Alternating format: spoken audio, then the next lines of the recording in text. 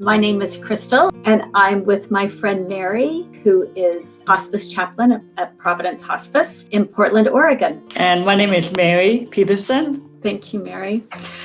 I'm curious to start with a little bit of background. What is the genesis that brought you into the work as a hospice chaplain? For me, the beginning of chaplaincy, I have two stories. One is that when I was in college, I worked as a student chaplain in a hospital. And I wanted to be in that setting because of having major surgery on my legs and being on the other side. I was served and cared for by doctors and nurses and chaplains as a patient. I wanted to be the other side and offer that to what I had received. But I think the real genesis for me happened later in life. I am a Lutheran pastor. I served in the church for about 10 years in a parish setting. It was into my second parish that I experienced a deep betrayal. As a result of that, I left the church. I left the parish setting.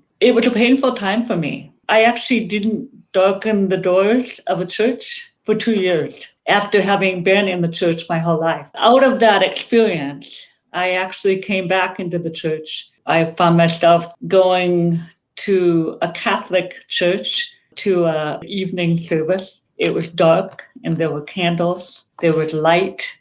It was during that time that a friend of mine was working as a hospice nurse, and she said to me, we have an opening for a chaplain. I think that would be a good place for you. In March of 2006, I started my work as a chaplain.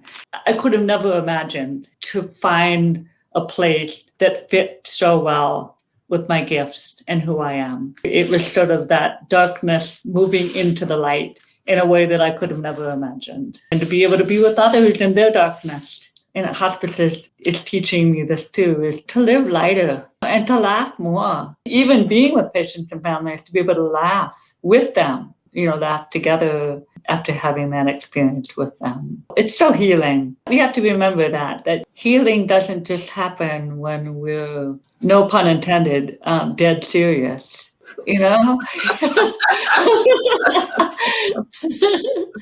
I'm just going to share one thing that just about a year ago, I visited a patient, and he had been an ad executive in New York for many years and had worked on, campaigns that, we probably see all the time. And he was talking to me about just, his really wonderful experience that he was having on hospice. I mean, he was very keen to the team members and the service and his journey on hospice. And he said, your hospice group, Crystal, you really need to get a new tagline. You just need to, on all of your equipment and those trucks that come up to my house, and you need to say Providence Hospice. It's the way to go.